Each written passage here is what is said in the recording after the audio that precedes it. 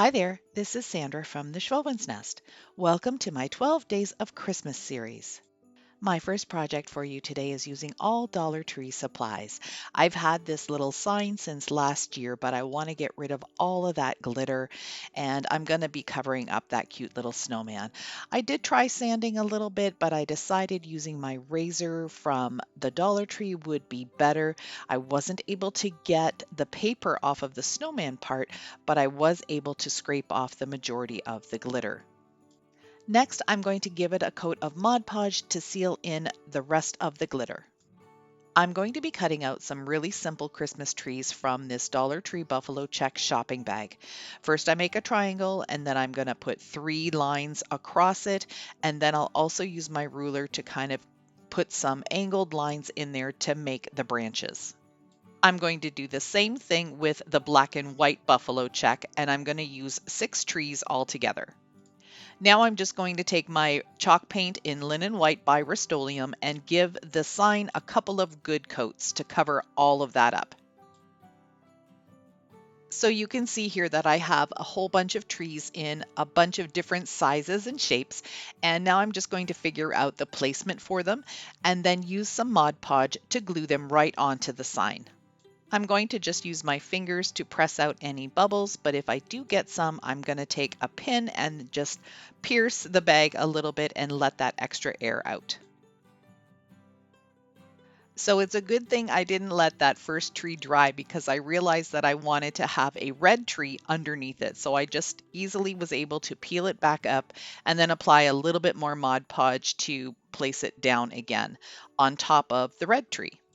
So I only ended up using 5 trees, 3 red ones and 2 black ones. And now I'm going to put this font on the bottom of the sign, and I'm just going to freehand it the best way I can. You could use a Cricut if you have one. You could use some stencils if you've got some like that, but I'm just going to do my very best to mimic this font. Using my Craft Smart oil-based paint pen in black, I'm going to go over the letters and then fill them out following the little image I have there on my phone. If you're interested in getting some of these Craft Smart paint pens, just Google that on your computer or your phone. You'll get some different options from Michaels, from Amazon, and I believe even Walmart carries some of them too. So I wanted to share with you that Kiki from Kiki DIYs got a whole bunch of us YouTube friends together for a Christmas Crafting with Friends collab. There are so many wonderful creators on this list. You're gonna want to go down to my description box, click on that playlist link, and get some awesome Christmas inspiration. Using a fine tip black marker, I'm just going to do some shadow lines on the left-hand side of all of the letter lines, and that's just going to make it look more high-end and professional.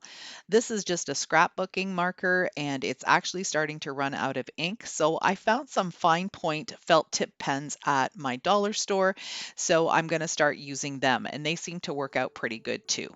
Using the thick marker again, I'm going to go around the edge of the sign, making it look like it's an enamel look, just giving that a little bit of an extra framing. If it goes a little wonky sometimes, that's okay. I'm not looking for perfection here. And of course, no sign of mine would be complete without a little bit of distressing with my chippy brush and some black paint. So I'm just going to go across the white space on the sign where the Merry Christmas is, and also a little bit on the white space at the top of the sign. To hang the sign, I decided to keep the original hole, and I'm using a tiny little buffalo check or gingham black and white ribbon, and I'm just going to make a loop, and that's what I will be using to hang it.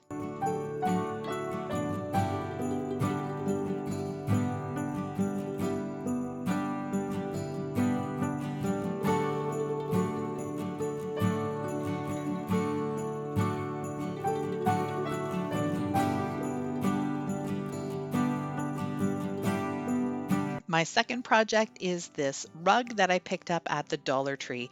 I've always wanted to do a rug and paint it. I've seen lots of YouTubers and decorators do this, so I thought I'd give it a shot.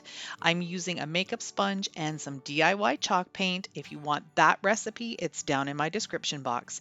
And I'm taking a lot of paint and I'm just pushing it right into the rug. I'm not rubbing, I'm not doing too much pushing of it. I'm just taking quite a bit of paint and making sure that it goes all the way down into the crevices and cracks of this rug. I'm removing the painter's tape right away, and then I'm going to let it dry for a good 15 or 20 minutes before I come back and do an additional stripe.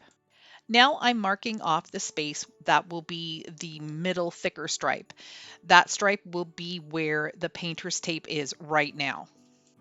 This second piece of tape is going to mark off the gray stripe that I need in between the thick one and the next thin one.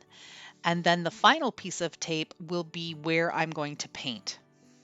And I'm using the same technique again with the makeup sponge and the chalk paint. This is what a grain sack stripe looks like. The green tape will be replaced with another white painted stripe. I'm going to freehand the words Holly Jolly, and first I'm using this chalk marker just to make the outline of where I want the letters to be. Once I've completed how I like it to be, I'm going to use my Craft Smart paint pen in white and just go over the chalk lines with that permanent oil-based paint.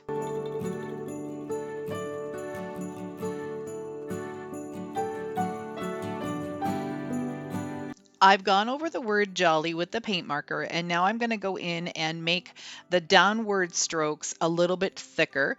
This is how you see some fancy font. There's always a little bit of a thicker line, and I always do this on the downstroke. So you'll see me just making all of those a little bit thicker. Once I was finished with the paint marker, it looked nice, but the white wasn't as crisp as the stripes. So I decided to take a paintbrush and just take my chalk paint again and just go over the letters one more time just to make them a little bit brighter. And you can see that's making a difference right away. This brush happens to be a really stiff one. I forgot to wash it one day, so it ended up being nice and hard and crunchy, but it was the perfect tool for this job. So here you can see the difference of how nice and bright that Holly Jolly is. Now I'm taking my red Craft Smart paint pen and I'm just going to be coloring in all of the little circles that are there. So the O, the Y's, and the L's. The thin white stripes are dry now, so I'm going to be able to tape off where I want the thicker stripe to be, and I'm going to go ahead and fill that in. I'm also making sure that I have about 1/4 of an inch of a gray line in between, so you get the look of the grain sack striping. This is what grain sack striping looks like, and I think it turned out pretty good. The gray space at the top and the bottom looked a little empty, so I decided to do another white stripe all the way across. I just took a piece of painter's tape at the very bottom of the rug, and then I did another one about the same distance as the gray stripes on the side, or the white stripes on the side, either way. And this time I'm using this little sponge brush that has the whole top point cut off, and this is working much better to get the paint where I need it to be. The last thing I wanted to do was add a few holly berries and some leaves. I'm just freehanding 3 little circles and I'm going to end up coloring them in as well. And then I'm going to use the white marker to draw some holly leaves.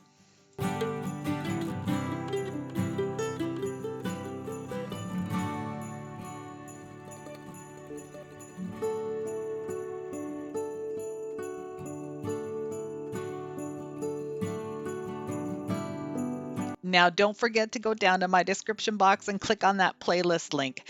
I'd like to thank Kiki for getting us all together to help our YouTube viewers get motivated and have fun watching our Christmas videos. If you like this kind of content, I'd love for you to stick around a while. Hit that subscribe button. Those 2 black arrows will show you exactly where to click. Thanks for watching.